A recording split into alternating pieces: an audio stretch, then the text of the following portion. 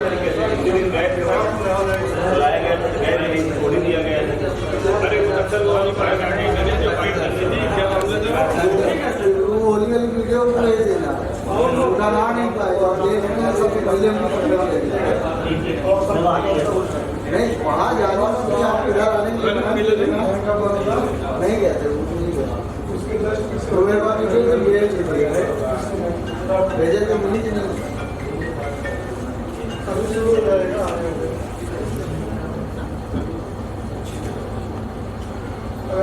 Dance आगे आगे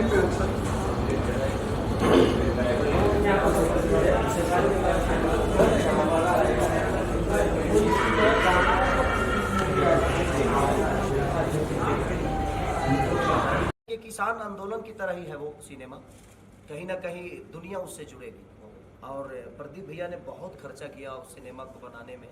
जो भी ज़रूरत की चीज़ें हुई, हमें कभी ये नहीं महसूस होने दिया कि हाँ ये नहीं होना चाहिए, ये लोकेशन पे अगर आपका शूट नहीं हो रहा है और ये लोकेशन सिनेमा के लिए अच्छा नहीं है, तो इन्होंने बोला और महंगा अगर लोकेशन हो तो आप करिए, सिनेमा अच्छा बनाइए। क्योंकि कब तक रिलीजिंग डेट तो अभी शायद नहीं आया है, अप्रैल में रिलीज होगी वो, इस महीने के बाद। किसान आंदोलन को समर्थन कर रही है ये मूवी? बिल्कुल किसान आंदोलन को समर्थन करेगी, क्योंकि देखिए कहीं ना कहीं करप्ट किसान नहीं होता है, क्योंकि वो मेहनत करना जानता है सर। टेबल पे बैठ के हम लोगों के बारे में सोच लेते हैं, कभी किसान के खेत में जाकर सोचिए, तब समझ में आता है कि अगर हम जिंदा हैं तो उसी धान के बदौलत, उसी गेहूं के बदौलत, उसी चावल के बदौलत, उसी दाल के बदौलत। क्योंकि हमारे पास अरबों, चाहे अडानी हो, चाहे अंबानी हो, चाहे दुनिया का कोई भी अरबपति आदमी हो, इस दिमाग में रख लीजिए कि पैसे खाना होना तो शायद आप एक दिन जिंदा नहीं रहेंगे, लेकिन अन्न अगर मिले तो शायद आप आजीवन जिंदा रह सकते हैं।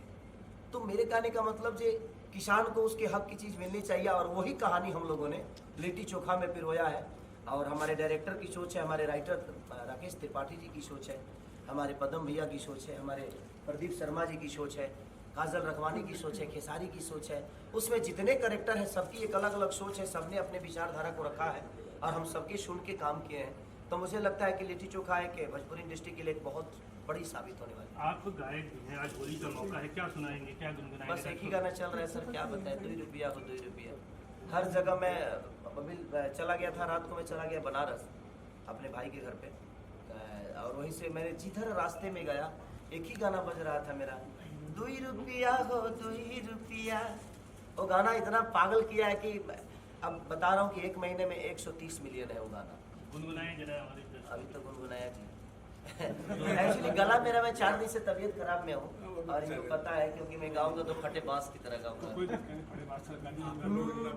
अरे 2 रुपया हो 2 रुपया, चोली रंगाई दे हो 2 रुपया हो, साया रंगाई पौने 2 रुपया। आज हर घर में भी ये गाना बज रहे हैं। एक हमारा मस्ती होता है होली का रंग, तो थोड़ा सा तड़क भड़क गाने की कोशिश करते हैं हम लोग की, ताकि सबका एंजॉय भी हो जाए और सब लोग मज़ा ले लें। तो ये कोशिश रहती है। और आज मैं लगातार, मुझे 7 साल से लग रहा है कि लगातार मैं होली के सारे सॉन्ग मेरे लगातार सबसे ऊपर बजते हैं। आपका बड़ा फेमस सॉन्ग है, नून रोटी खाएंगे छपरा नहीं जाएंगे। सर छपरा नहीं जाएंगे ऐसा नहीं है, वो गाने का भाव था, हम छपरा छोड़ के कहाँ जाएंगे। एक्चुअली गाना था, वो मजाक था और मैंने गा दिया, नून रोटी खाएंगे जिंदगी संग ही बिताएंगे। सबका डर से हुए फराई, बताइए लड़की लेके भागेंगे तो उस टाउन में क्या करने जाएंगे। वो एक प्रेमी प्रेमिका का संवाद था कि सबका डर से हुए हैं फरार, अब छपरा लौट के नहीं जाएंगे। हम लड़की लेके भागे हैं सर, छपरा जाएंगे तो गुटा नहीं जाएंगे। और नून रोटी खाएंगे, उसका एक मोहब्बत है कि हम नमक रोटी खा के भी अपने जिंदगी को लेके, सर देखिए इसमें भी रोटी आया था, यहाँ भी किसान था। नमक की बात आए तो वहाँ भी किसान है। हमारे जीवन के अगर देखा जाए तो सबसे बड़ा कोई हीरो है तो सर किसान ही है। जय जवान जय किसान। देखिए हमारे देश की भी रक्षा अगर हमारा जवान करता है तो कहीं ना कहीं अन्न खा के ही करता है।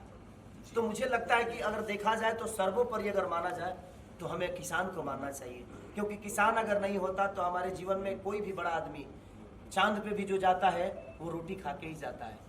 तो हम दुनिया की कोई भी मिशन अगर तय करते हैं तो रोटी खा के ही, चावल खा के ही तय करते हैं। इसीलिए हमारे जीवन में किसान की उपलब्धि सबसे ऊपर होनी चाहिए। खेसारी लाल स्टार पर्दे का हो सकता है सर, लेकिन मुझे लगता है कि रियल जिंदगी में अगर कोई स्टार है और स्टारडम है तो वो किसानों का है, क्योंकि उनके बदौलत ही मैं आज कुछ बोल रहा हूँ। अभी 4 रोटी खा के आया तो आवाज़ निकल रही है सर।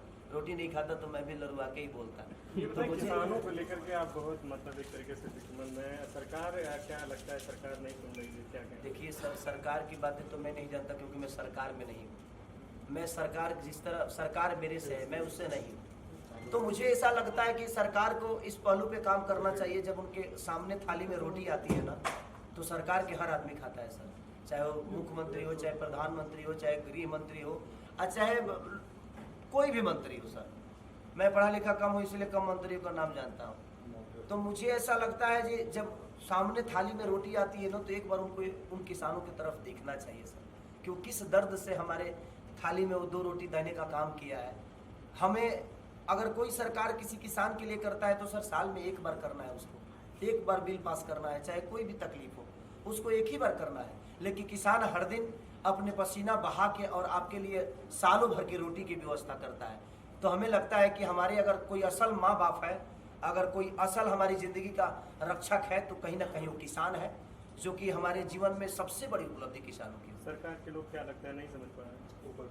देखिए ये तो व्यक्तिगत विचारधारा हो गया कि वो क्या समझते हैं, और कि जब तक नहीं समझेंगे तो हम इतने भी कमज़ोर थोड़ी हैं सर। हम भी किसान के बेटे हैं, हमने जब तक लड़ना होगा अपने हक के लिए लड़ाई लड़ेंगे, चाहे वो जिस लेवल पे हो। Thank you so much, love you all.